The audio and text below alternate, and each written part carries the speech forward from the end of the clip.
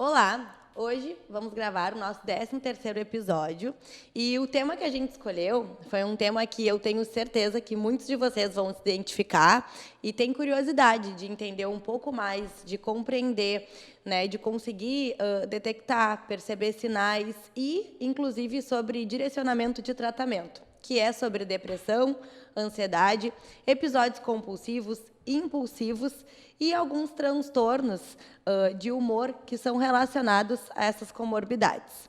E eu convidei uma amiga, uma profissional que eu admiro muito, que é a Nath, para fazer esse bate-papo comigo. Então, Nath, te apresenta.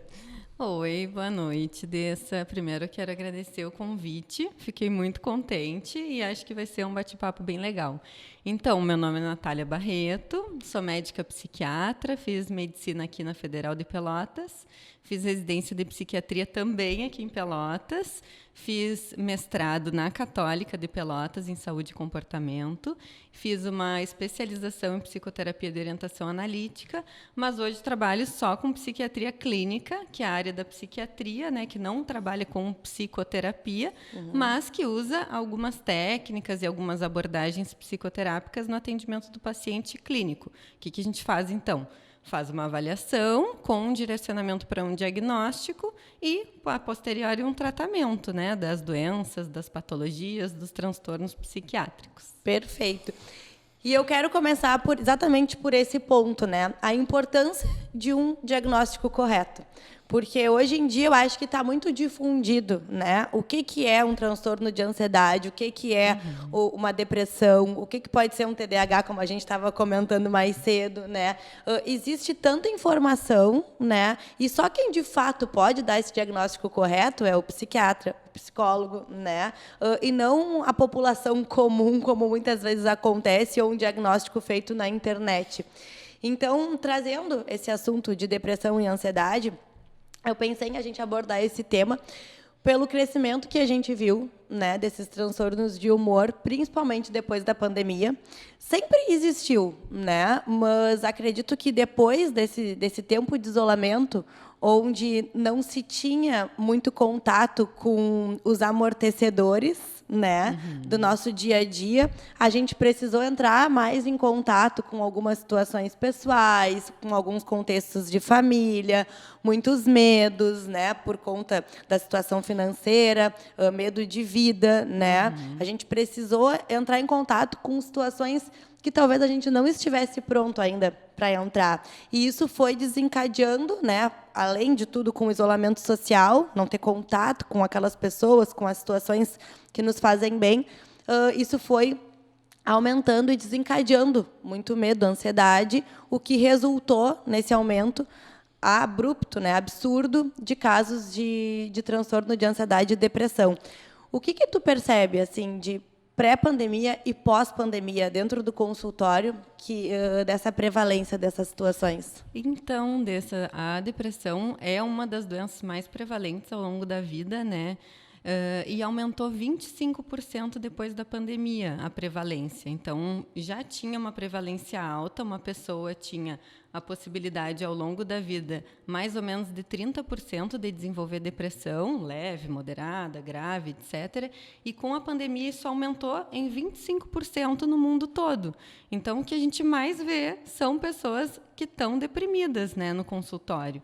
E as pessoas que têm depressão, têm algum sintoma depressivo, ansioso, acabam procurando, né, atendimento. Quer dizer, a maioria não procura, mas quem está em sofrimento mesmo acaba procurando atendimento, mas muitas vezes não sabendo exatamente o que está sentindo, né? Eu tenho uma depressão, chega no consultório e, na verdade, tem um transtorno de ansiedade, na verdade, tem uma depressão bipolar, na verdade, tem algum outro transtorno, né? E aí a gente vai cavocando lá a fundo na pessoa e vai encontrando outras coisas. A situação da pandemia acabou realmente trazendo muitos estressores, né? O que a gente sabe? Que a pessoa não tem escrito ali na genética dela, só que ela vai desenvolver uma doença em tal momento da vida. Ela pode ou não desenvolver. Então, por exemplo, eu, Natália, carrego comigo genes. Metade vieram do meu pai, metade da minha mãe. Pode ser que eu tenha uma predisposição a alguma doença. Digamos que eu tenho uma predisposição a desenvolver depressão.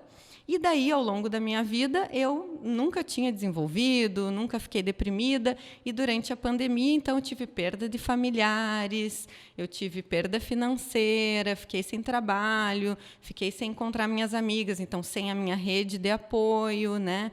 E aí, eu trago, então, um estressor.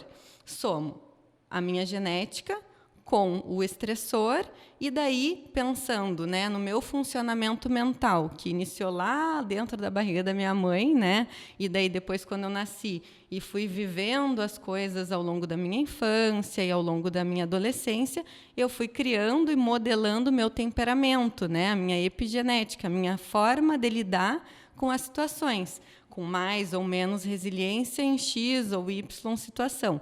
Então, soma tudo isso, a minha genética, a minha forma de ver e entender o mundo, o meu temperamento e os estressores. O ambiente. Né, o ambiente acaba, então, a pessoa desenvolvendo, né, aquilo que ela tinha geneticamente meio que programado. Então, se para mim o que tinha ali meio programado era depressão, eu desenvolvo depressão. Se eu tinha esquizofrenia, eu desenvolvo esquizofrenia. Se eu tinha transtorno do humor bipolar, transtorno do humor bipolar, ansiedade. Mas o que a gente vê de grande aumento, que realmente os estudos no mundo inteiro mostraram, foi principalmente em sintomas e transtornos depressivos e sintomas e transtornos ansiosos. Um dado da OMS, né, que nos traz é que daqui a 30 anos a depressão vai ser a doença mais prevalente, né, e que mais vai nos trazer prejuízos econômicos. Ela vai estar acima de diagnóstico de Parkinson, Alzheimer, câncer, né? E o que é um dado muito preocupante, porque a gente cada vez tem mais situações que são estressoras, né? Menos resiliência para lidar com situações que emocionalmente podem nos trazer prejuízo, né? E menos paciência para desenvolver inteligência emocional, né? Tem que estar correndo a milhão, né? Correndo a milhão e sempre se preocupando também em autocuidado, em autoconhecimento, porque eu acho que é uma via de duas mãos. Ao mesmo tempo que a gente quer produzir, quer crescer, quer prosperar, a gente também tem que estar atento, né, a alguns sinais, alguns sintomas que a gente pode apresentar no meio desse percurso da vida de querer crescer, que podem ser sinais de alerta. E para o pessoal que está nos escutando, tá? Quais são os pontos importantes para a gente observar num filho adolescente, ou num pai idoso, né? Ou na esposa, no marido, enfim, nas pessoas próximas que podem ser sinais já de um processo depressivo? Porque acho que, num senso comum, quando se fala em depressão, pensam muito em estar deprimido. E não é o que muitas vezes acontece, né? A depressão, ela pode ser também característica de uma euforia, por exemplo.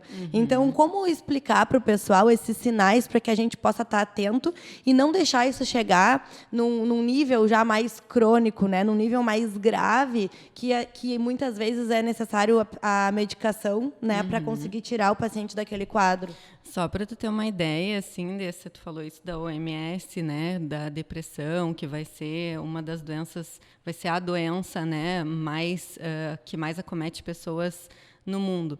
A depressão hoje, né, e o comportamento suicida, na verdade, é uma das coisas mais importantes. E na idade de adolescente, adulto jovem, a principal causa de morte é a tentativa de suicídio, né, o suicídio completo, que a gente chama. Então, pensa, é a principal causa de morte de uma faixa etária significativa da população, adolescência e adulto jovem, né? Então, a gente tem que estar de olho mesmo. Como identificar que a pessoa do meu lado está deprimida? O principal é mudança no comportamento. né? Se tem uma mudança muito significativa no comportamento e essa mudança persiste nas últimas 2 semanas ou mais, é um sinal de alerta. Porque a maioria dos transtornos psiquiátricos a gente precisa de mais ou menos essas 2 semanas para conseguir fechar um diagnóstico. Óbvio que quando os sintomas são muito graves, a gente não precisa esperar completar os 14 dias, né?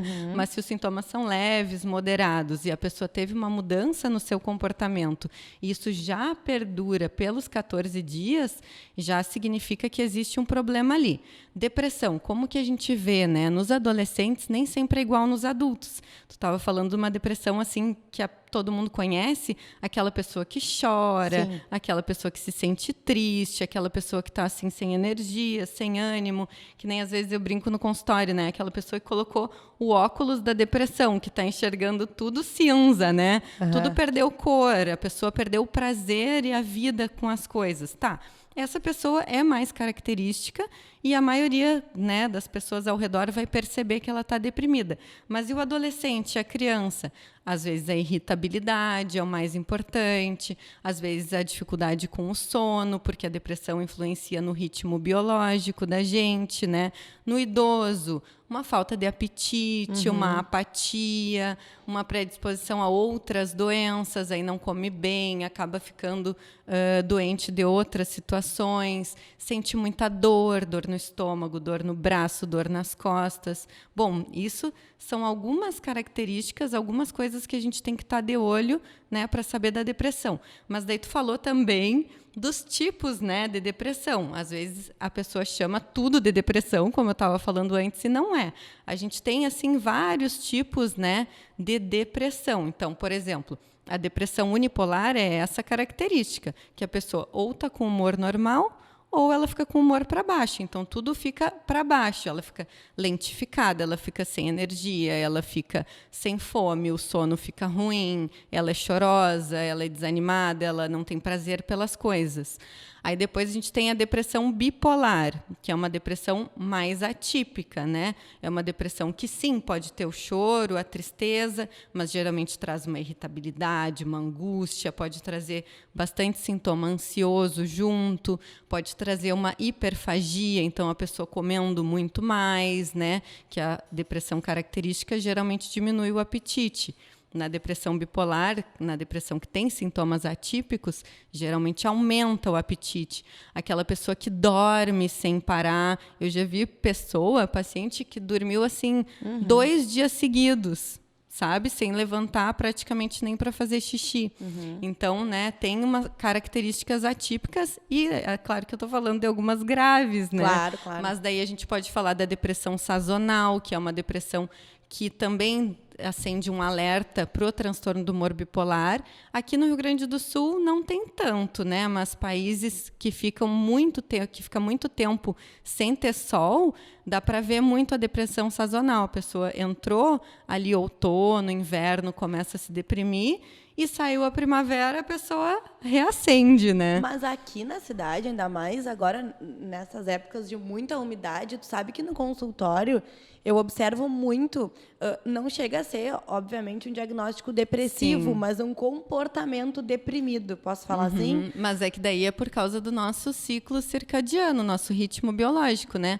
Lá dentro do cérebro da gente tem todo um controle das nossas funções físicas e mentais. E aí, através da retina, né, vai a informação para o cérebro se é dia ou é noite. Sim. Quando começa a ficar mais tempo noite e menos tempo dia, menor iluminação solar, o nosso organismo vai diminuindo a energia como se a gente fosse hibernar, né? E daí isso, em algumas pessoas que têm uma sensibilidade maior, elas podem inclusive se sentir entristecidas, se sentir mais para baixo. Mas daí isso geralmente não dura 2 semanas seguidas. Entendi. Não tem um prejuízo no trabalho, né? Entendi. Mas eu também, tipo, um dia assim como hoje, eu tô, né, xoxa. Aí um dia de sol, nossa, que maravilha. Melhora. Mas isso não perdura, né? E não me traz sintomas suficientes de gravidade. Porque na psiquiatria a gente trabalha principalmente com 2 coisas: intensidade e quantidade. né? O quão intenso é o sintoma? Chega a prejudicar o dia a dia da pessoa? A funcionalidade dela, Exato. relação com pessoas, trabalho. E existem também sintomas... E a quantidade, o número de dias que isso dura, né? Sim. E existem também situações onde tu vai ter alguns episódios deprimidos depois de alguma situação pontual, né? Saiu de um relacionamento, saiu de um emprego, algumas situações assim que vão acabar abalando, né? Ah, sim, nem é tudo que a gente medica e nem é tudo que a gente dá diagnóstico, né? Tudo, por isso que eu sempre digo, eu não atendo doenças, eu atendo pessoas, Perfeito. né? E aí, então, tem que entender todo o contexto daquela pessoa, né? Por exemplo, a consulta não tem como durar menos do que 50 minutos a 1 hora, a minha, né? Ao meu ver, assim, da forma que eu trabalho. Por quê? Eu preciso entender como aquela pessoa vive, com quem ela vive, o que ela faz, o que é o normal dela, o que é o não normal dela. É tudo muito individualizado, né? A gente lê os estudos e tem uma porcentagem e está falando em termos populacionais. Mas quando eu vou rebater aquilo e trazer para dentro do meu consultório, eu vou ter que ver no individual, né? Só tu vai ser como tu é, não tem outro igual. Por mais que, por exemplo, uma pessoa tenha o mesmo diagnóstico que outra, a tua característica nunca vai ser exatamente igual a outra, porque o teu estressor foi porque tu fica mais deprimida, cansada, e o outro fica deprimido, alerta, né? Então, cada um é especial. Pois, e por isso que é importante o direcionamento individualizado da medicação, né? Acho que isso é importante trazer também para o pessoal. Porque eu vejo muito no consultório que chega um paciente deprimido e com um medicamento novo. Ah, mas tu consultou com um psiquiatra? Não, é que a minha amiga está tomando esse, eu consegui a receita. Né? Pois é. E aí a importância de entender que cada um tem a sua química, a sua genética, os seus estressores, né? Vive em um ambiente diferente. Então, o medicamento, às vezes, ele vai ser combinado com outro, né? Por conta dos teus sintomas, do teu funcionamento. Por isso que eu não posso usar o medicamento do vizinho, do amigo, porque isso pode, inclusive, né, intensificar os meus sinais. Por exemplo, né? Tu estava falando antes de transtorno do humor bipolar. E eu falei da depressão bipolar. Na depressão bipolar, se a gente usa um antidepressivo sem usar um estabilizador do humor, aquela pessoa pode ir o contrário da depressão para algo que a gente chama de mania ou hipomania, que é algo que está acima do humor normal. Ela pode ficar intensamente irritada, ela pode ficar super eufórica, ela pode sair com comportamentos compulsivos, né, e impulsivos, gastando muito dinheiro, se expondo sexualmente, se expondo moralmente. E aí o antidepressivo fez super bem para a vizinha, que tinha só uma depressão unipolar, e acabou com aquele momento da vida daquela pessoa que tinha uma predisposição para ter uma depressão bipolar, né? Por exemplo, uma depressão pós-parto, que também é relativamente comum da gente ver, né? Depressão pós-parto a gente tem que tomar um cuidado, porque tem uma característica, uma possibilidade de ser uma depressão bipolar muito maior do que outros tipos de depressão. Então, colocar um monte de antidepressivo nessa mulher pode gerar uma virada maníaca, né? Uma aceleração, uma euforia, e daí isso traz um monte de prejuízo. E os remédios, como que eu, Natália, né, psiquiatra, decido qual remédio que eu vou prescrever para uma pessoa? Bom, vou ter que conhecer quem é essa pessoa, qual a idade dela, ela tem outras doenças físicas, né, doenças clínicas? Sim ou não, né? Quais são? Que outros remédios ela toma? Qual o objetivo dela com o tratamento, né? Ou o que ela não tolera com o tratamento? É muito comum, para mim, eu atendo bastante gente jovem, né? Então, é muito comum as pessoas me dizerem: Natália, eu já tomei antidepressivo e eu fiquei sem libido. Natália, eu já tomei antidepressivo e eu engordei. Eu não suporto a ideia de engordar de novo. Bom, então, eu vou ter que escolher, dentre o rol dos antidepressivos que estão indicados para aquela pessoa, qual deles me dá menos chance ou me dá certeza de que não vai aumentar o peso dela, né? Então, talvez o outro não. A outra é super magrinha e até gostaria de engordar um pouquinho, né? Então, aí o outro tem ejaculação precoce. Até seria bom um antidepressivo que dá uma mexida na questão sexual, que dá uma segurada na ejaculação. Não tem como um antidepressivo ser perfeito para todo mundo, né? Então, a gente vai trabalhar com perfil de efeito colateral, a gente vai trabalhar com características individuais de cada um. Se aquela pessoa tem um familiar que faz um tratamento ou que já fez tratamento e já usou uma medicação, se for um familiar de primeiro grau, já me traz informações valiosíssimas, né? O mesmo remédio tem uma possibilidade muito grande de funcionar dentro de uma mesma família, já que a genética, né, é muito parecida. Perfeito. E, Nath, nem sempre é necessário a medicação, né? Não. Então, alguns casos depressivos, a gente consegue fazer o tratamento com a psicoterapia, né? Com bom direcionamento. Então, Dessa, olha só, cada vez mais as pessoas, às vezes, não valorizam, né? Mas cada vez mais tem estudos relacionando atividade física e depressão, atividade física e ansiedade, atividade física e transtorno do humor bipolar. E qual o resultado de todos esses estudos? Todas as pessoas que incluíram atividade física no tratamento tomaram uma menor quantidade de medicação e, quando tinha indicação de retirar o remédio, conseguiram retirar antes e se mantiveram bem após a retirada da medicação. Então, atividade física é imperativo. E, às vezes, eu escrevo no receituário, inclusive, atividade física regular, né? Lá no consultório também. Um dos métodos de tratamento, eu sempre digo, eu preciso que tu te exercite. Por quê? A atividade física, além de modificar também a tua produção hormonal, né, a tua química, ela direciona essa ansiedade, né, que muitas vezes está por trás para outras coisas. Tu consegue canalizar isso. Então, não é nem pensando num padrão estético, né, para tratar um paciente saúde que está deprimido ou que está com muita ansiedade, é pensando em saúde, exatamente. Sabe que nos estudos, a maioria dos estudos tem como atividade física aeróbica, né, que no fim das contas ajuda a perder peso, mas não ajuda assim a modelar a musculatura, né? Bom, tu vai saber muito melhor do que eu dessa parte de composição corporal. Mas o quanto estar em movimento, né? E daí tem que ser regular. Não adianta eu fazer hoje, correr 10 quilômetros e ficar 15 dias sem fazer nada, né? Regular e intencional, porque tem gente que me diz assim: mas eu caminho pelo centro a tarde inteira. Não, eu quero uma atividade física intencional. Eu quero que tu saia de casa com a intenção de te exercitar. E outros fatores também, né, Nath, que o pessoal não leva a sério, como entrar em contato com a natureza, colocar um pé na areia, numa grama, né, olhar a natureza, tu conseguir estar mais em contato com isso e prestar atenção naquele momento. São situações muito simples, né, mas que pela nossa correria, e muitas vezes até pelo estado que a pessoa se encontra, né, não consegue prestar atenção. E aí eu vejo que é um ciclo, né? A pessoa está se sentindo deprimida ou está se sentindo ansiosa e, normalmente, o que se busca? São comportamentos compulsivos, impulsivos, que vão ser nocivos para a saúde, porque vão amortecer, num primeiro momento, aquela sensação de mal-estar, mas quando baixa de novo, né, aquela sensação de prazer, de euforia, volta todo o ciclo de depressão, de tristeza, e aí logo tu pensa, vou buscar novamente. E aí tu associa mais um problema na tua vida, né? Porque antes tu tinha controle por aquela situação, por exemplo, usar algum tipo de droga, álcool ou até comida, né? Compulsão alimentar.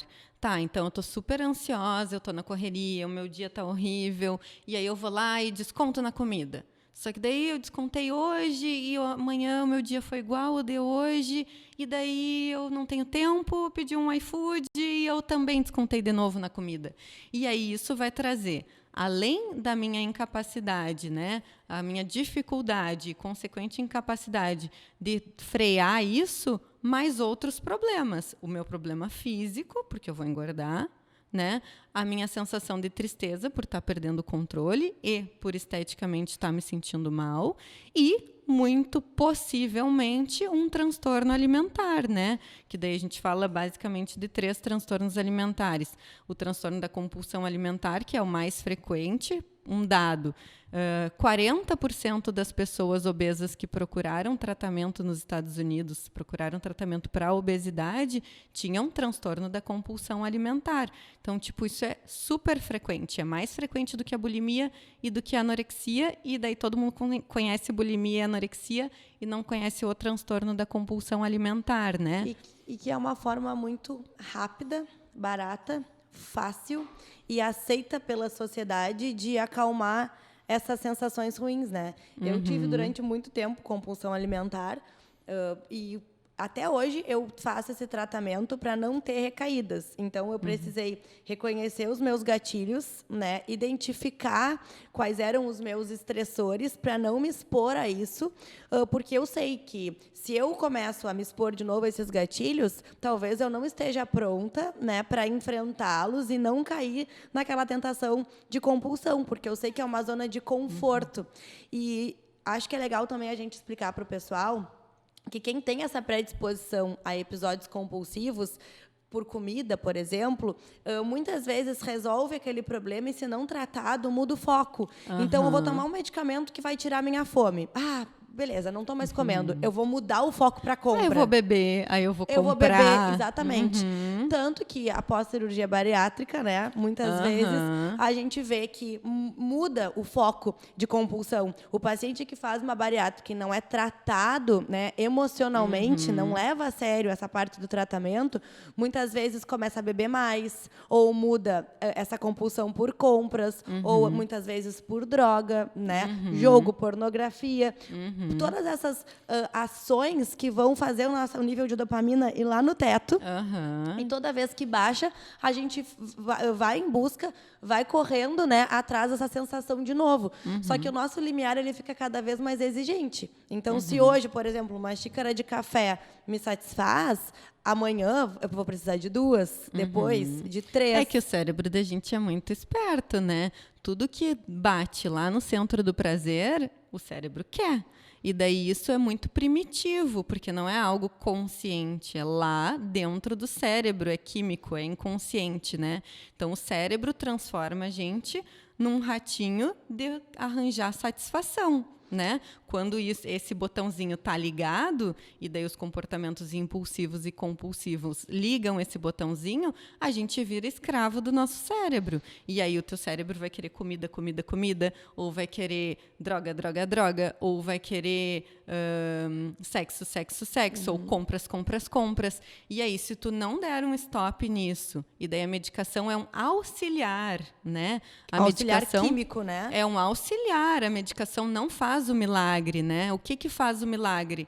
É o tratamento completo. É a psicoterapia, preferencialmente da área cognitiva, né? Então, terapia cognitivo-comportamental. É a pessoa ter consciência e querer, né?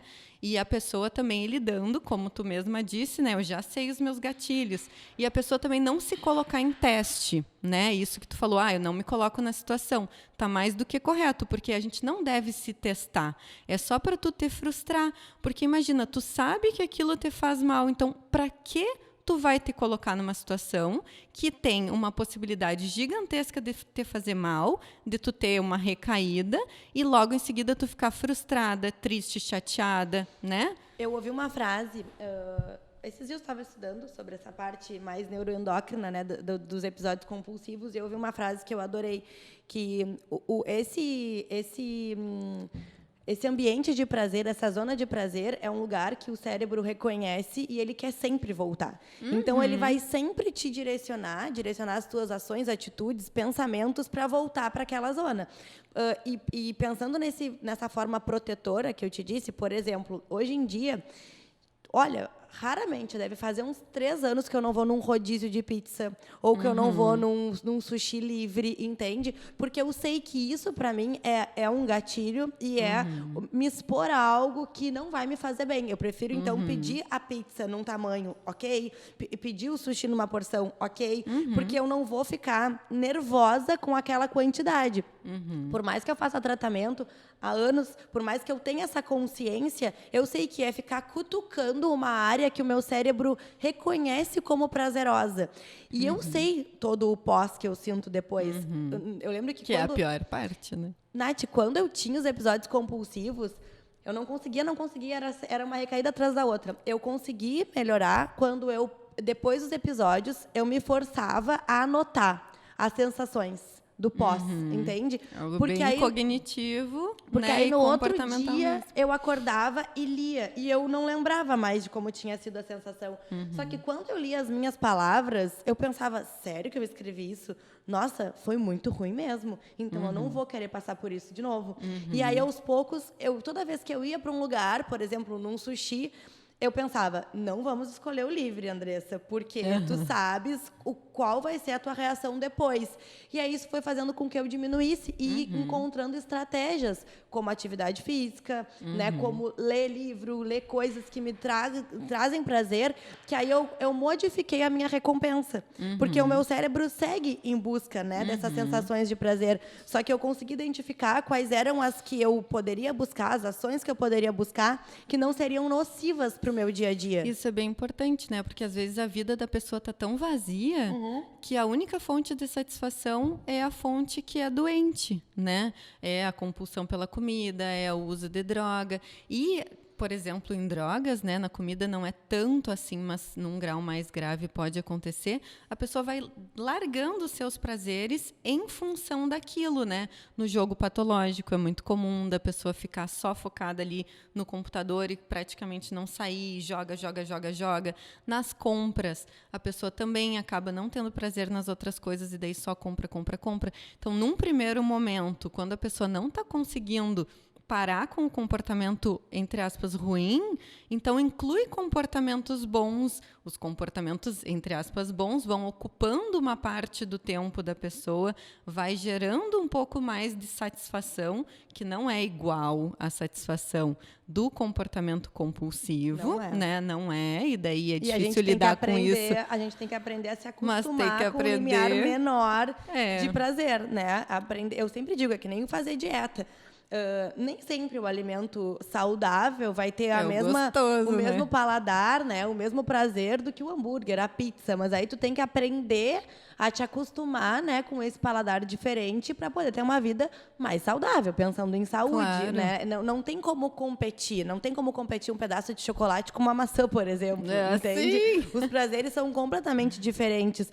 Mas aí tu tem que começar a encontrar valores agregados nessas escolhas. Então, o que eu fui trabalhando dentro do meu processo e é o que eu tento trazer para o consultório tu vai fazer escolhas que, num primeiro momento, não vão te parecer benéficas, né? E vão ser estressoras. Mas se tu entender o caminho e tu enxergar a recompensa no final, é muito mais fácil de tu ter força para seguir esse caminho. Agora, se tu não enxerga a recompensa, se tu não enxerga o benefício de fazer essa troca, vai ficar sem graça. E daí, por exemplo, onde entra o meu papel, né? Onde entra o papel da psiquiatria e também, né, da medicação. A medicação vai te dar aquele minutinho, aqueles segundos que tu vai poder conseguir pensar antes de fazer. E no que tu consegue dar aquela pensada antes de fazer, muitas vezes tu vai conseguir segurar o comportamento que antes tu era, na verdade, escrava dele, Impulsivo. né? E muitas vezes os comportamentos impulsivos e compulsivos, eles são eles são comórbidos, né? Eles vêm junto com uma outra questão psiquiátrica. Então, por exemplo, depressão e transtorno da compulsão alimentar, muito comum, né? Então, as duas coisas vêm juntas. Se tu não trata uma, a outra tem bastante dificuldade, bastante possibilidade de também não melhorar, né? Então, se tu tá muito deprimida e a única coisa que te traz satisfação é um comer compulsivo, tu vai precisar tratar também a depressão, né? E daí, quando que a gente fala em tratamento medicamentoso, que essa é uma grande dúvida, né? E as pessoas, às vezes, vêm no consultório e saem até chocadas quando eu não vou prescrever um remédio, né? Porque daí tem os dois tipos de pacientes, basicamente. Aqueles que não querem vir nunca porque morrem de medo do psiquiatra, que vão ficar dependentes do remédio, que têm medo de ser louco, que tem medo que as pessoas saibam que vai no psiquiatra. E tem aqueles que são mais preciosistas, né? Que daí conhecem algo já sobre saúde mental e tal, se percebem mal e daí vêm em busca de um alívio daquilo que está causando mal. E aí, muitas vezes, essas pessoas não têm uma indicação expressa de fazer um tratamento. O que me faz, né, fazer essa distinção? É a intensidade. A gente fala hoje em dia de espectro, né, que é um degradê, do mais escuro ao mais claro, do mais leve ao mais grave. Então, sintomas leves de depressão, de ansiedade, de compulsão, muitas vezes com as modificações comportamentais e a psicoterapia já ficam muito bem tratados. Sintomas moderados a graves e graves, eles já têm uma intensidade suficiente para diagnosticar aquilo como doença. E uma doença a gente trata com medicação, né? Uma doença psiquiátrica, vai exigir medicação. E aí, quanto tempo esse tratamento vai durar, né? Sempre vem essa pergunta para mim, né? Tá, e aí, eu vou ficar tomando esse remédio para o resto da vida? Às vezes sim, às vezes não, depende, né? Aquilo que tu tem é algo crônico ou é algo mais pontual? É a primeira vez que tu tá tendo na vida ou já é a terceira, quarta, né? Então, se a gente for falar de depressão e ansiedade, um primeiro episódio depressivo, mesmo sendo grave, moderado, não importa, a pessoa vai fazer o tratamento para melhorar, né? Isso pode demorar as 4 semanas daquela dose inicial de medicação, ou pode demorar um pouco mais, se precisar de um ajuste de dose. Mas, então, a gente não vai contar o tempo do zero, né? Primeira consulta até a melhora. É um tempo que a gente não sabe qual é. Geralmente é de 1 mês, 2 no máximo. Desse período, tu me diz, né? Tô ótima, melhorei, tô ótima, voltei ao meu normal.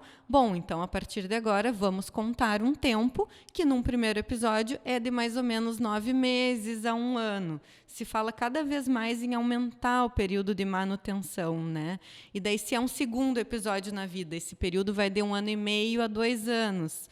Aí, no fim desse término de tempo, se foi indo tudo bem e que exige um acompanhamento minimamente a cada 3 meses, foi tudo bem, vai se diminuir a medicação e possivelmente retirar. E quando que eu sei que a pessoa vai ter mais chance de retirar o remédio e ficar bem? Quando ela incluiu as outras coisas, né? Quando ela está fazendo atividade física regular, quando ela está fazendo psicoterapia, quando ela está investindo em autoconhecimento, quando ela está no aqui e agora, quando ela incluiu satisfações na vida dela. Então, o trabalho está melhor, a faculdade está melhor, ela está envolvida, ela aproveitou aquela melhora dos sintomas depressivos para buscar coisas positivas para a vida dela.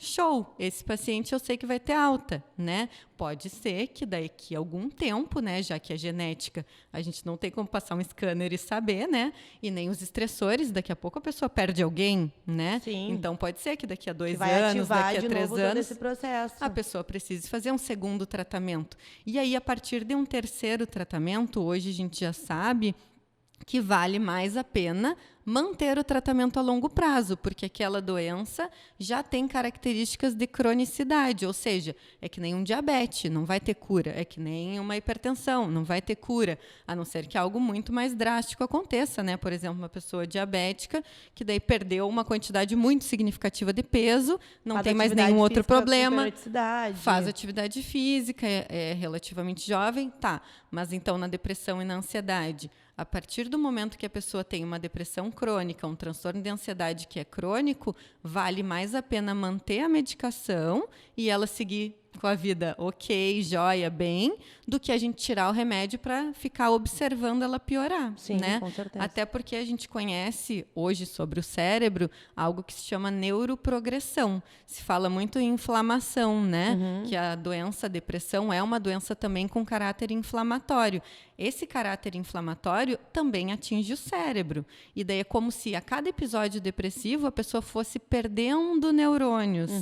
Isso no transtorno do humor bipolar é muito característico, é muito estudado e já está super conceituado, assim, que a cada episódio, seja depressivo ou seja de mania, a pessoa vai perdendo neurônios.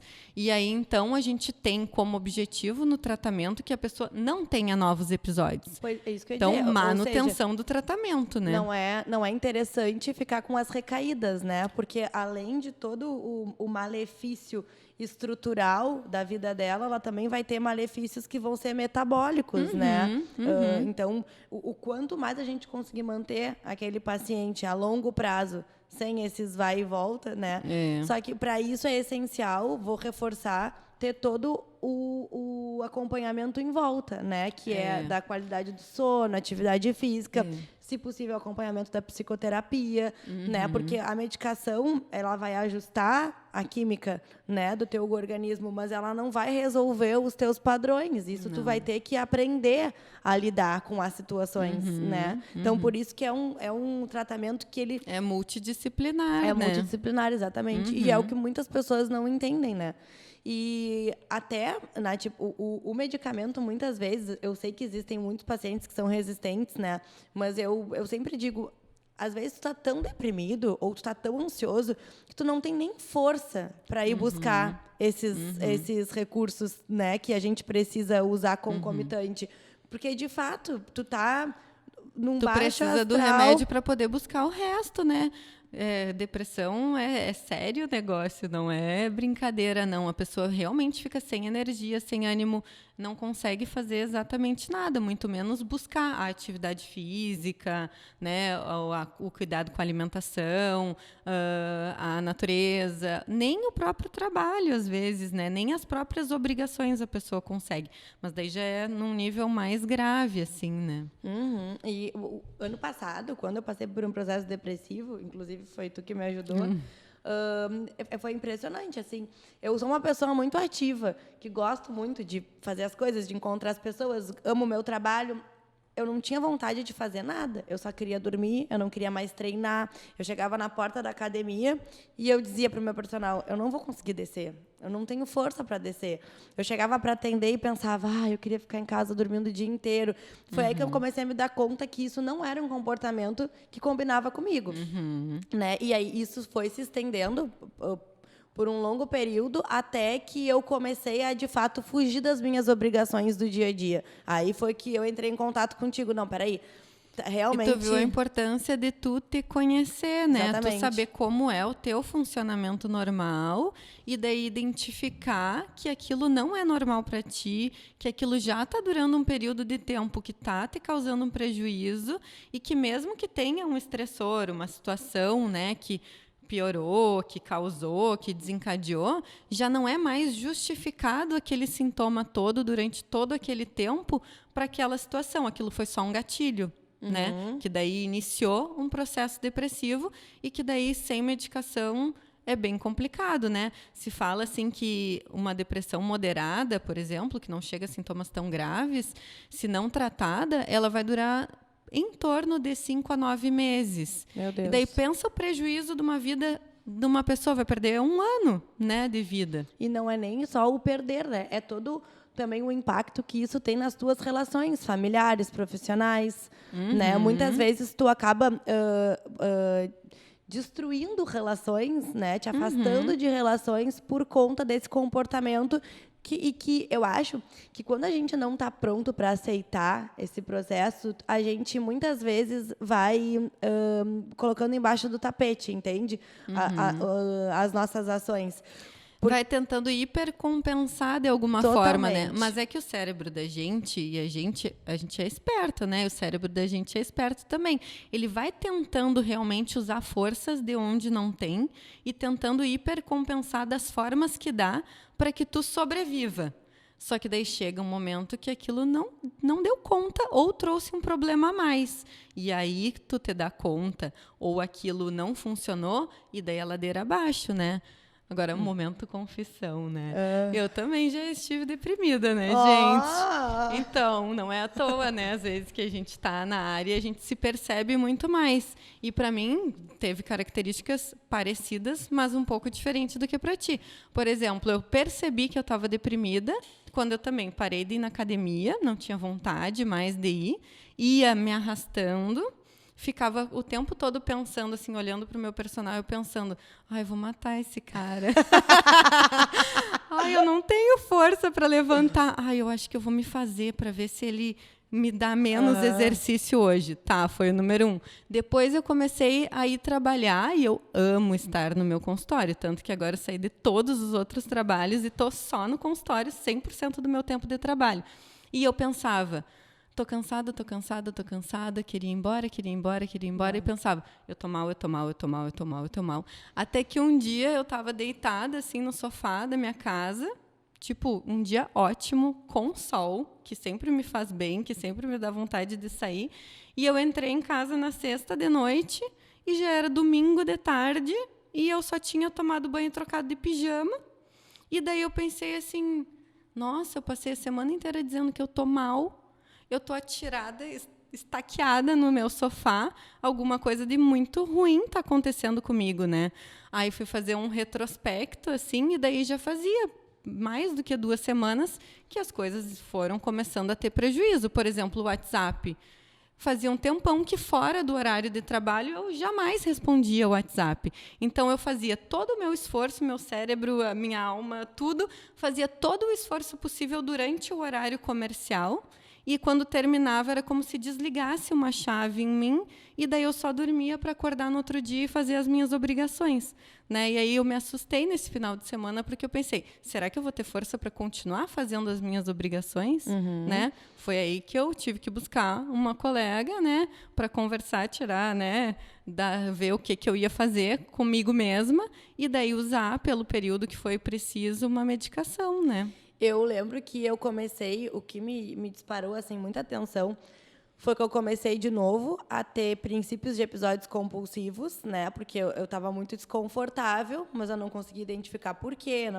Eu não tinha conseguido identificar os meus gatilhos. Só que aí eu comecei a me dar conta que eu estava buscando episódios compulsivos, assim, totalmente impulsivos, né? Sem perceber. E bebida alcoólica. Durante o meu trabalho, era automatizado, né? Trabalho, casa, academia, mesmo sem vontade. Quando eu conseguia ir, né, eu estava indo. Mas aí, final de semana, se eu não bebesse, parece que eu não me anestesiava. Então, eu precisava estar anestesiada. Até que eu comecei a me dar conta. Mas, espera aí, a busca pela bebida alcoólica, ela é por um relaxamento, porque eu realmente gosto da bebida, ou ela é para estar tapando um buraco, né? Um vazio, de novo, para estar mascarando alguma coisa? Que é o que muitas pessoas fazem de forma sutil, né?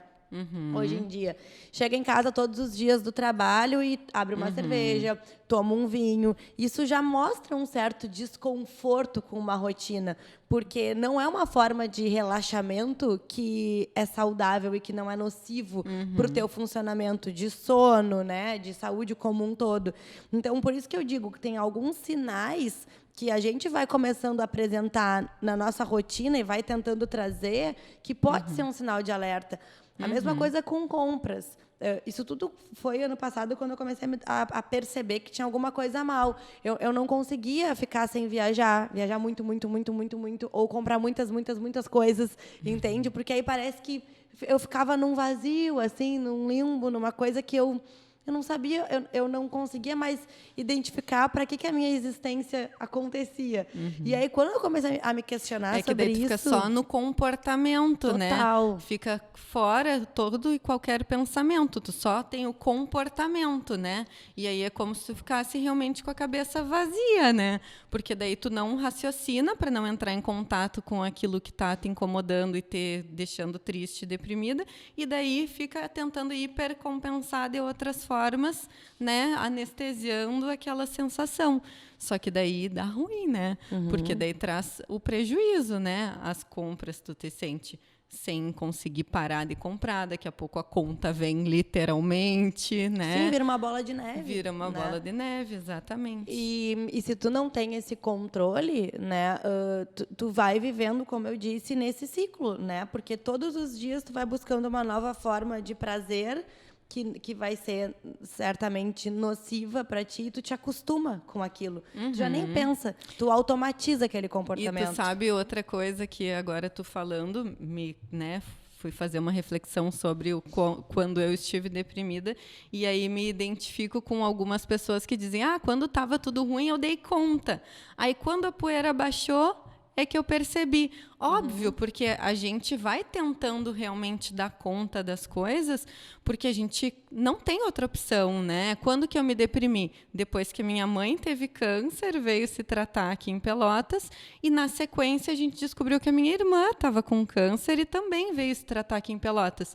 Então eu fui o porto seguro das duas, a referência das duas, elas ficaram na minha casa, cada uma num momento diferente, mas foi uma sequência de câncer que daí eu fui dando conta, né? Obviamente, fazendo lá a minha psicoterapia e tudo, mas dando conta, trabalhando, cuidando delas, etc, etc, e dando força para elas, porque elas é que estavam mal e eu que tinha que estar bem e tal. E aí, quando elas foram embora e os cânceres resolvidos e todo mundo bem de saúde, aí eu murchei, né? Baixou. Porque daí baixei, não tinha mais ninguém para eu cuidar, para eu estar ali, e daí eu estava comigo mesma. E daí eu estava preocupada com elas e com a minha saúde, etc, né? Então, é muito comum de acontecer isso também. Por isso que é muito individual, né? Cada pessoa vai ter sintomas, vai ter uma hipercompensação, vai ter alguma característica que é só sua. No meu caso, isso veio também depois de um hiperfoco. Claro que nem se compara com a tua situação, né? Mas foi depois da minha mudança, que foi uma mudança traumática para mim, que eu passava trabalhando e envolvida com a mudança. Quando acabou a mudança, parece que eu não tinha mais onde direcionar aquela energia, aquela atenção, né? E aí a coisa começou a desgringolar, literalmente. Mas aí foi o que eu te disse, eu comecei a me dar conta, né, desses sinais e é importante a gente se conhecer, porque eu mesmo que moro sozinha, eu disfarçava muito bem para os outros, né, toda a situação. Pouco eu conseguia expor, né, como eu estava me sentindo. Acho que quando tu mora com ainda família, ou tu é casada, né? Alguém percebe que tu não tá Alguém bem, percebe, né? exatamente. Para mim também ninguém percebeu. Porque eu tive que perceber, né? Eu moro sozinha, talvez a pessoa que trabalha lá em casa, ela chegou a comentar alguma coisa, perceber que quando eu ia almoçar em casa, eu estava tirando um soninho, que não é comum para mim dormir depois do almoço, né? Então que eu estava mais cansada. Mas a importância da gente se conhecer, né? Para tu perceber que algo não está bem e tu buscar ajuda. E a importância assim de quando a gente percebe um comportamento diferente num amigo nosso ou na pessoa que mora com a gente, né? Familiar, namorado, marido, né, esposa, etc. Já identificar, conversar com a pessoa, peraí, o que está acontecendo? Eu estou percebendo que tal coisa está diferente, né? Como tu está te sentindo? E aí ir atrás mesmo, né, efetivamente, porque tem alguns sinais, né? Só que se tu é uma pessoa que vai dando conta, não fica tão evidente para quem está de fora, né? Perfeito. E, Nath, quando a gente consegue diferenciar e também mostrar para o pessoal como reconhecer um paciente que está ansioso e que é ansioso? Porque existe muita diferença, né, entre o ser, eu estou num momento mais ansiosa, estou com novos projetos, estou tentando fechar, enfim, né, projetos fora da cidade diferentes, então eu estou ansiosa por essa situação. Ou não, eu tenho um funcionamento ansioso e isso pode rapidamente se tornar prejudicial se eu não aprender a controlar, porque o transtorno de ansiedade generalizada, eu acho que, além da depressão, né, é um dos transtornos que a gente mais vê, mais acompanha no nosso dia a dia, não só no consultório, mas até... Ele é muito comórbido com outros transtornos. Exatamente. Né? Então, eu queria que a gente passasse para o pessoal como entender se estou, né, ou se sou, e também como diferenciar se é um transtorno de ansiedade generalizada ou se está concomitante, né, já com algum outro transtorno de personalidade que possa ser confundido como uma bipolaridade, né, ou alguma coisa do tipo. Tá, então, tu falou agora em personalidade e ansiedade, acho que tem uma imagem mental que eu faço, né, no consultório para explicar para os pacientes o que está vinculado à personalidade e o que está vinculado ao humor, à ansiedade, às outras coisas. Que é basicamente assim, eu não sou arquiteta e nem engenheira, então se eu falar alguma coisa de errado, né? Pode acontecer. Mas quando tu vai construir um prédio, tu começa pelas fundações, né? Tu não tem como colocar andares sem ter algo sólido ali que não vai afundar, ainda mais aqui em Pelotas, né? Puro banhado. Bom, então tu vai fazer as fundações. Depois tu vai levantar as vigas, os pilares, né, daquele prédio. E aí tu vai começar a colocar os andares. Isso é a nossa personalidade. Isso daí começou na genética, começou lá no espermatozoide com óvulo. Isso daí começou no nosso pai e na nossa mãe, antes da gente existir. Então, isso é o que a gente tem de estrutural na nossa personalidade, né? É o que vai nos dizer como vai ser o nosso funcionamento. Agora, por exemplo, se eu pegar essa sala aqui e quiser deixar ela toda rosa, cheia de frufru, sofazinho, não sei o quê, talvez eu demore uma semana, 2, 1 mês para mudar ela, né? Mas eu posso mudar tudo num tempo relativamente curto. Isso a gente chama de humor e ansiedade, né? Agora, se eu quiser mudar o teu funcionamento, né? Tu, Dessa, não vai mais ser super alegre, acelerada, agitada. Rarara. Bom, talvez seja possível mudar algumas coisas, só que para te dar condições de tu mudar algumas dessas coisas, talvez tu precise primeiro ter condições em outras, né? Então, construir, por exemplo, 3 pilares na volta daquele que tu quer tirar, senão o prédio inteiro vai desmoronar. E aí, quem faz isso é a psicoterapia. A psicoterapia vai te dar ferramentas para construir mais paredes, mais pilares, para poder tirar aquilo que está, entre aspas, apodrecido. E onde que entra o remédio? O remédio vai entrar aqui, na pintura da sala, no tapete, no sofá. É a perfumaria. Na perfumaria. Então, ao longo da vida da gente, a gente cria também um jeito de funcionar que é relacionado à nossa personalidade, e os transtornos de personalidade, eles estão aí, né? Uma pessoa que tem um transtorno na sua personalidade, ela teve uma fundação que se construiu meio torta, ela teve um andar que faltou um pedaço, né? E daí isso foi estrutural lá do início da vida dela. Como é que a gente vê hoje? Vê ela funcionando de uma maneira disfuncional na maior parte dos aspectos da vida dela, né? Então a gente vê assim. Aí essa pessoa ou qualquer outra, ao longo da vida, pode desenvolver um transtorno de ansiedade, né? Então, a pessoa já era um pouco mais quietinha, já era um pouco mais de não lidar muito bem com uma crítica, né? E aí, então, ela entra na faculdade e daí na faculdade ela tem que apresentar trabalho, os professores são mais exigentes, Se ela expõe mesma... a um estressor. A estressores, né? E é uma coisa ótima entrar na faculdade, mas também é um estressor. Estressores não são só coisas ruins. E daí ela passa a ficar ansiosa. Podem ela ser passa... desafios, né? Considerados estressores. Ou até os ciclos, as fases do ciclo vital mesmo. Ter um filho, se formar na faculdade, casamento, passar da infância para a adolescência, passar da adolescência para a idade adulta. São estressores, mas que são coisas que acontecem normalmente na vida de todo mundo. E daí, a partir de um dado momento, ela pode passar a ter algo que ela não tinha antes, que é isso da mudança no comportamento, né? Na mudança do sentimento, na mudança das sensações. E daí passar a ficar numa expectativa com as coisas, passar a ficar com um sofrimento com o dia seguinte, com a manhã seguinte, com o mês seguinte, com o ano seguinte, né? A ansiedade, a pessoa está sempre com a cabeça no futuro, né? E a depressão com a cabeça no passado, né? Bom, vamos tentar voltar para aqui agora, né? E aí é mais ou menos isso assim. Na ansiedade generalizada, a pessoa é como se ela tivesse o tempo todo ativada. A ansiedade é um mecanismo normal que a gente tem, que se desenvolveu lá para a gente lutar ou fugir, né? De um predador, alguma coisa nesse sentido. Tem um limite para se tornar saudável ou patológico. Só que hoje em dia não tem predadores o tempo inteiro na nossa volta, né? Então, tá, tudo bem, eu ia vir aqui hoje, eu fiquei um pouco nervosinha, né? Daí eu senti um ataque cardíaco, assim, a mão um pouquinho suada. Tá, mas eu tinha uma situação em específico, pontual, que ia acontecer e que era diferente do meu dia a dia, né? E que daí tá ok eu ficar um pouco ansiosa.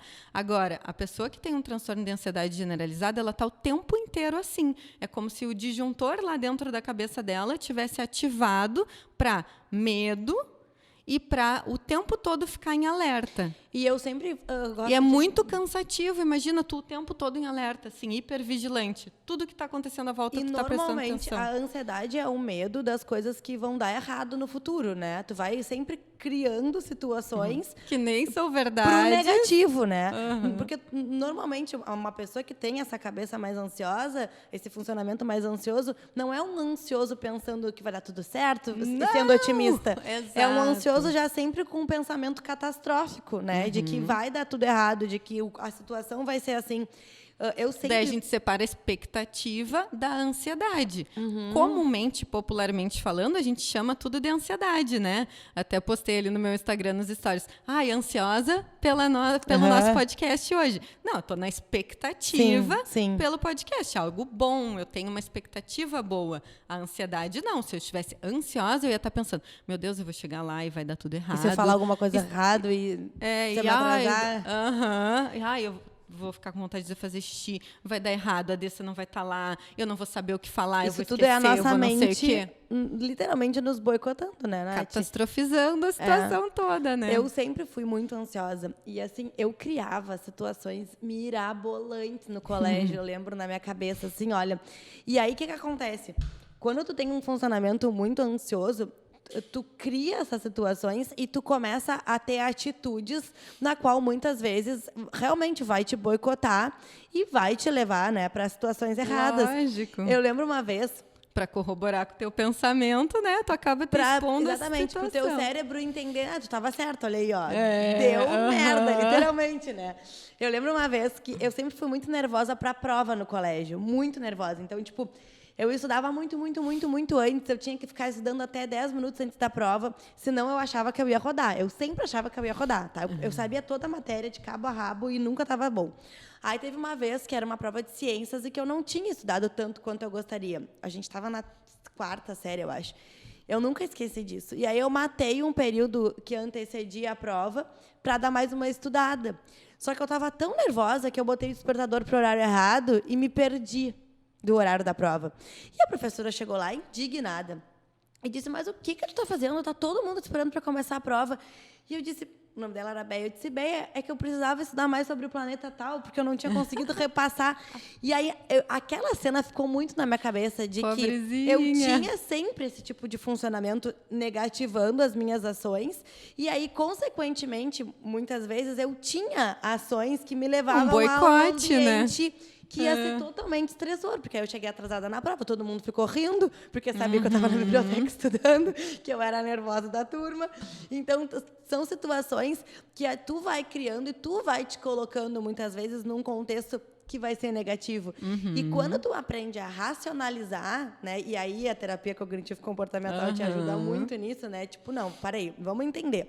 E aí eu comecei a fazer listas de coisas, o que realmente é verdade, o que faz sentido e o que a minha mente está criando, o que não é real. Porque aí, quando eu botava uma lista do lado da outra, meu Deus, eu comecei a entender... Opostas. Exatamente, eu comecei a entender e a racionalizar. Não, mas vai dar tudo certo. Se eu rodar na prova, tá tudo bem, vai ter ainda recuperação. Calma, porque antes eu já ficava... naquela ânsia como se tudo fosse ser negativo, né? E às vezes a pessoa nem sabe o porquê, né? Tipo, a finalização mesmo não está clara, né?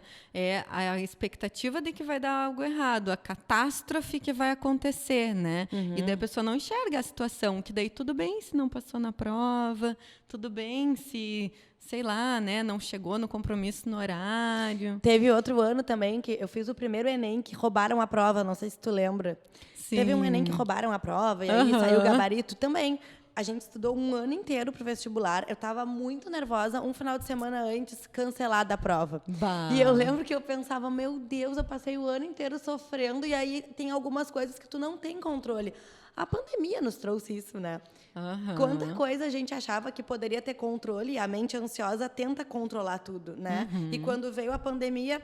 para tudo, retrocede, volta, espera, a gente não tem controle. Exatamente. Então, conseguir trabalhar isso é muito importante, porque, assim, agora um relato de uma pessoa que sempre foi ansiosa, é muito sofrido, é muito sofrido. Tu sabe que é muito comum no consultório as pessoas virem, obviamente, por um transtorno de ansiedade, né?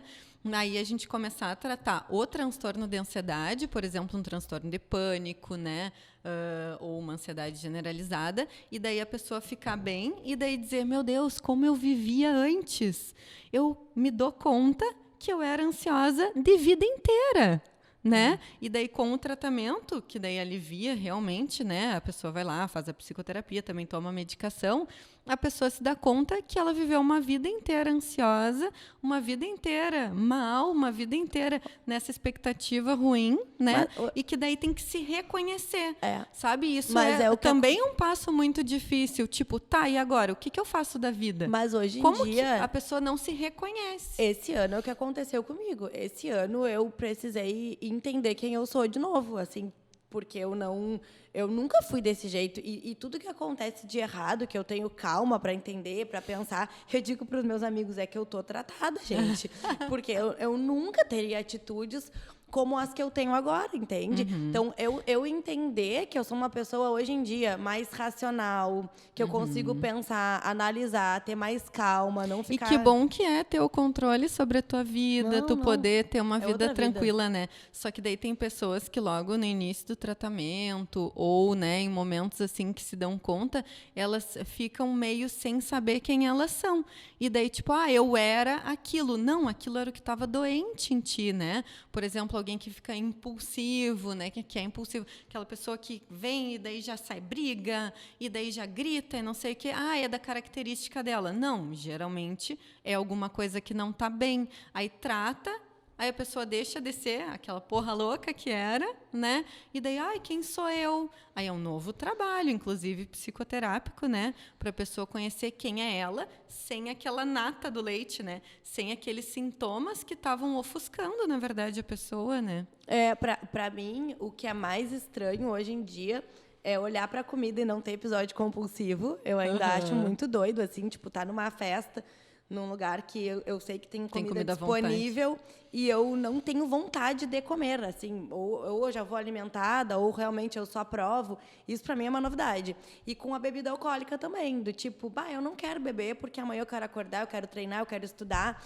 E até para as pessoas que convivem comigo, assim, tu não vai sair, tu vai ficar em casa dormindo. Sério, porque era um comportamento antes sempre de euforia, né?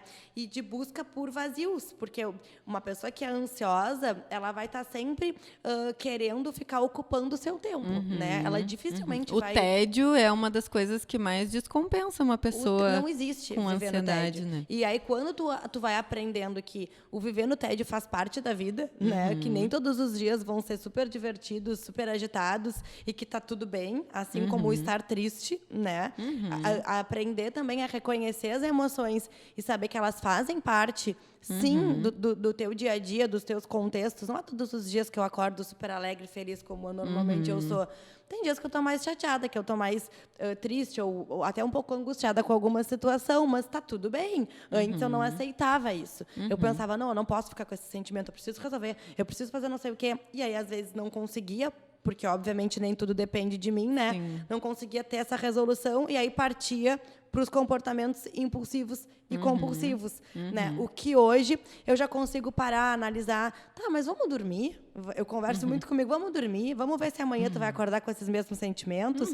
Vamos botar um tênis, vamos para a esteira? Vamos ligar para alguém que te faz bem, né? Vamos conversar? Então, conseguir mudar esses direcionamentos de comportamentos nocivos para comportamentos saudáveis é muito difícil. É muito difícil e é estranho. Mas aí foi o que eu disse... E dá bem mais trabalho e gasta bem mais energia mental, né? Muito. Tem que pensar muito mais. Só que aí tu tem que pensar, como eu já tinha dito no processo, o quanto vale a pena, né, tu abrir mão daqueles comportamentos impulsivos, compulsivos, para ter atitudes e ações que vão ser mais comportadas, digamos assim, né? Pensando numa recompensa que é do bem. No outro dia não acordar te sentindo culpada, porque a sensação de fracasso, né, que a gente sente depois desses episódios é horrível. A sensação de perda de controle é horrível, né?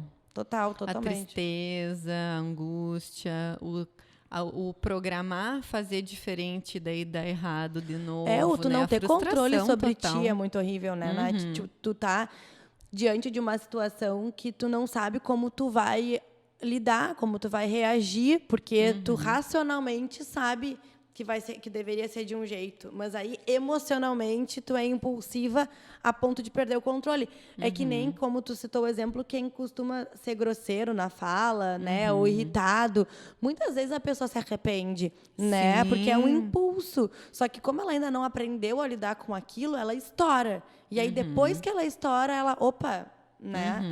Ela se arrepende, fica chateado, mas aí nessas ações tu vai machucando pessoas. Exato, né? exato. Tu vai entristecendo relações. Tu vai perdendo relações, inclusive. Vai perdendo né? relações, exatamente. E assim, da mesma forma que as doenças físicas, né, tem uma porcentagem da população que vai ter. Também uma porcentagem da população vai ter as doenças mentais. Só porque elas são subjetivas, elas não tem como não existir, né?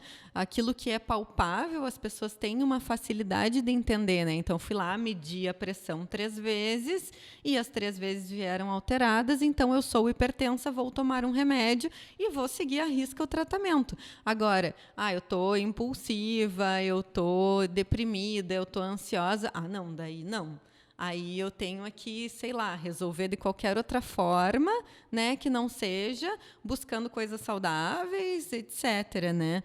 Agora me veio assim uma coisa que eu anotei para falar e que, né, vai desvirtuar um pouco o caminho do que a gente está falando, mas do quanto assim placebo em todos os estudos funciona em mais ou menos 40% das pessoas. Então, assim, só a tua vontade de fazer algo para ti, benéfico, positivo, saudável, e tu efetivamente ir atrás e te sentir sendo cuidado ou te sentir te cuidando, vai fazer uma diferença. Geralmente o placebo ele não persiste na melhora, né? Ele causa uma melhora que não é para sempre, né? Ele causa uma melhora inicial e que não se sustenta. Mas só de tu ter uma melhora inicial e daí tu ter forças para fazer alguma coisa para ti, um estímulo. Muitas vezes tu já vai, ter um estímulo, muitas vezes tu já vai conseguir resolver. Porque se tu tem sintomas leves, depressivos, ansiosos, e tu vai fazer uma atividade física, e tu tá dormindo bem, né? E tu tá te alimentando adequadamente, muito provavelmente tu vai conseguir resolver esse episódio depressivo leve, esse episódio de um transtorno de ansiedade leve, né? E acho, só para a gente fixar para o pessoal como é importante ter esses pilares, né, fortalecidos. Que a atividade física, como tu já citou, né, sendo um dos centrais para melhorar, para ajudar no tratamento. A alimentação. Sim, hoje em dia se fala muito na microbiota intestinal, por exemplo, né? E aí quem come só besteira vai ter o que de resultado? Vai ter mais inflamação. A depressão é uma doença inflamatória. Então, tu aumenta as chances, né? Tu vai somando ali negativamente as tuas possibilidades de ter, né, as doenças psiquiátricas também. E aí tu regular, né, o teu intestino, tendo uma boa alimentação saudável e fazendo todo o restante, os quadros leves, muito provavelmente tu vai conseguir evitar com que eles apareçam. Hoje em dia a gente pode usar até probióticos, né? Alguns tipos de lactobacilos, bifidobactérias que são específicos para melhorar essa parte, mas não adianta tu fazer todo o tratamento com probiótico se tu não tem o alimento adequado para ele, que é uma alimentação mais saudável, que vai ser uma alimentação mais limpa, rica em fibra, né? Sem picos, muitas vezes, de carboidrato ruim, né? Carboidrato que vai vir acompanhado de açúcar refinado, farinha refinada, gorduras do mal, digamos assim, né? Gorduras que foram produzidas na indústria, que não são um alimento, de fato, benéfico para aquela microbiota. E aí entra esse ciclo que a gente disse.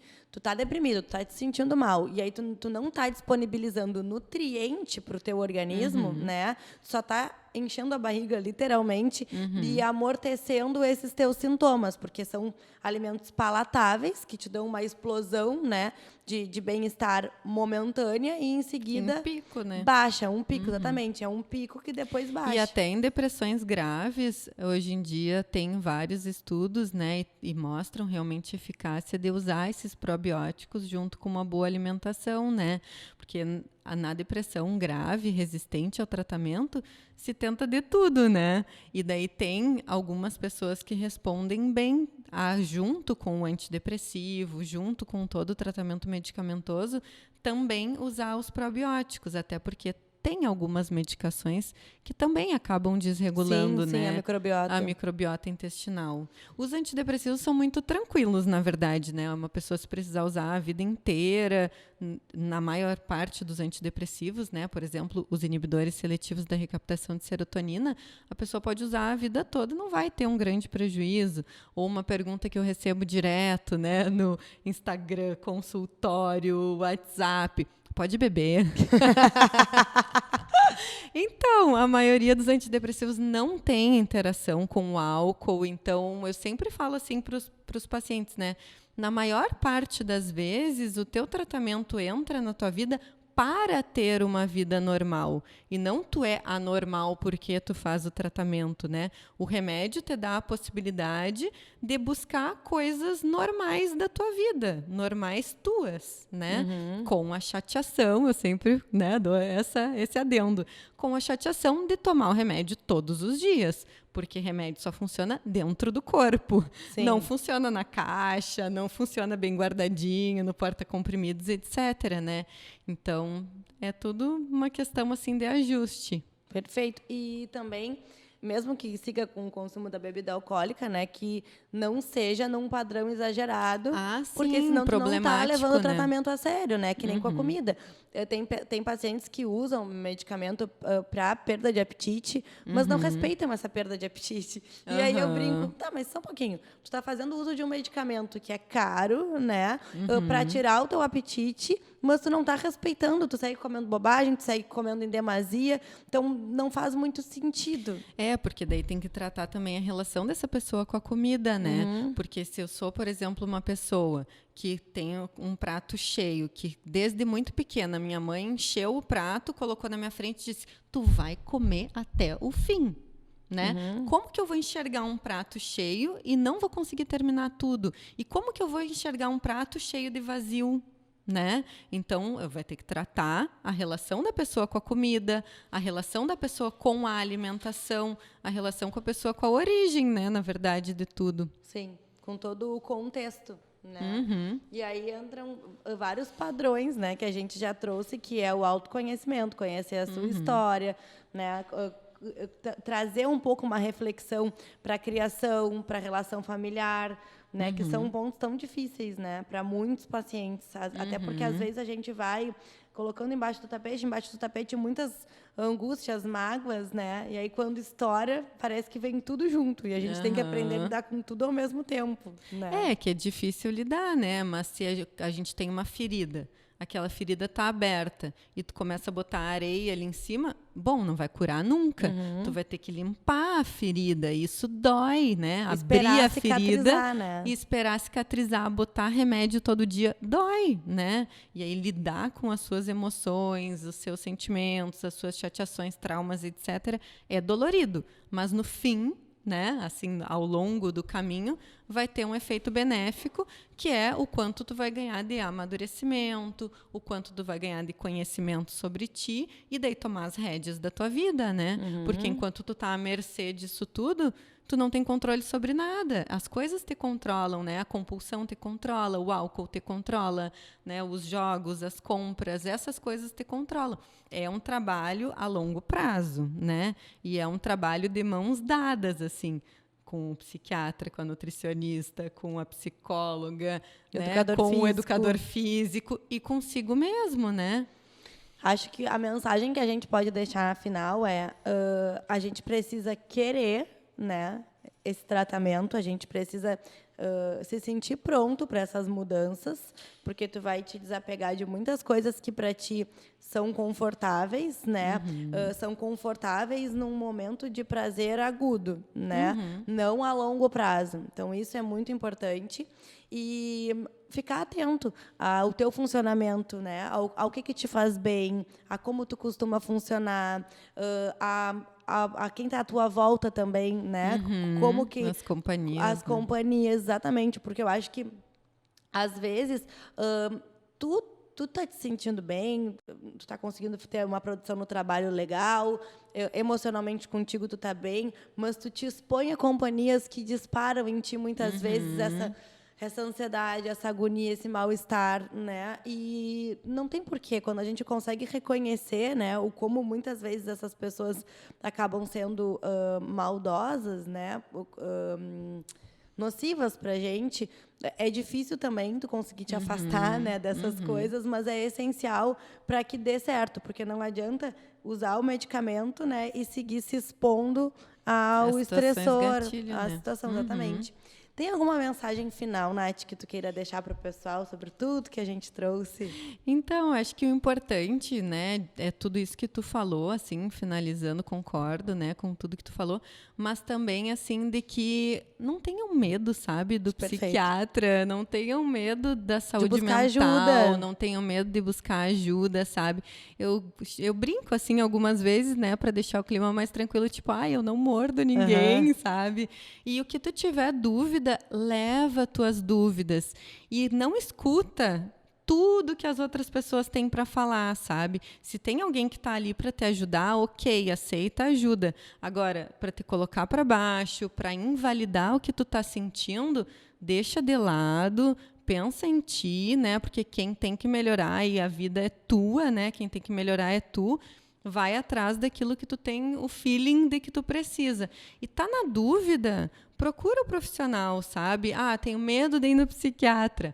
Vai, então, no psicólogo, né? Que tem, assim, uma barreira um pouco menor, que essa pessoa vai poder te auxiliar, avaliar contigo se vai ser preciso ou não, né, a medicação, e se vai ser preciso ou não o que com relação a tratamento, né? Conversa com alguém que já faz algum tipo de tratamento, né, e tira algumas dúvidas.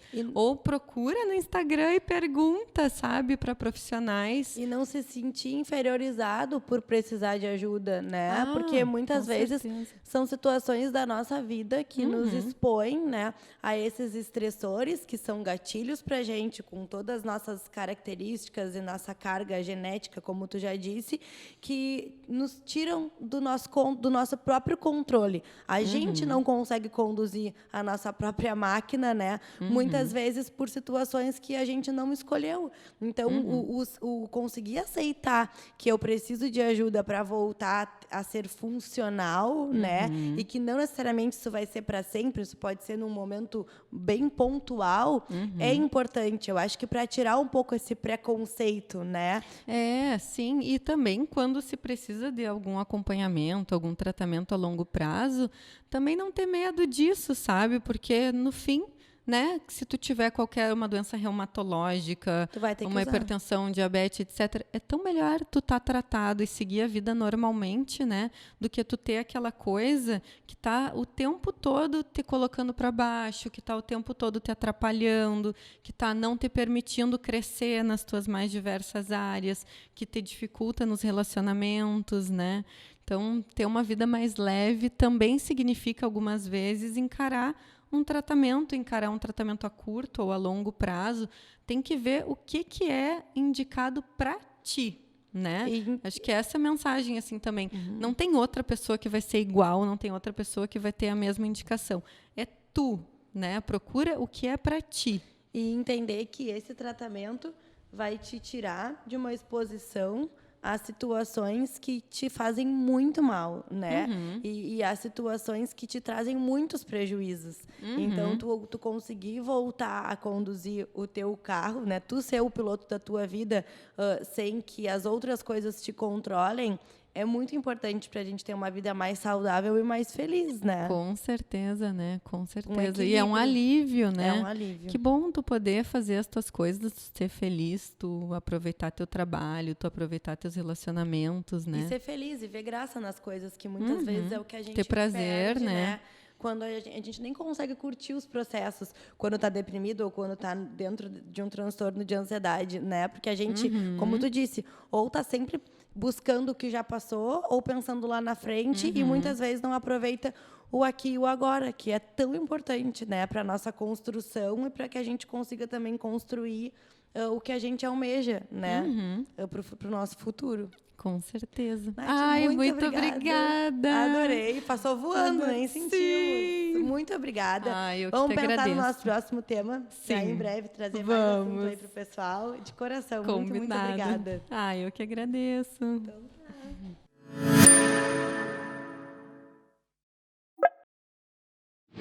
quem tiver interesse em entrar como nosso parceiro, pode entrar em contato pelas nossas redes ou pelo número de telefone que tem aqui embaixo. Muito obrigada.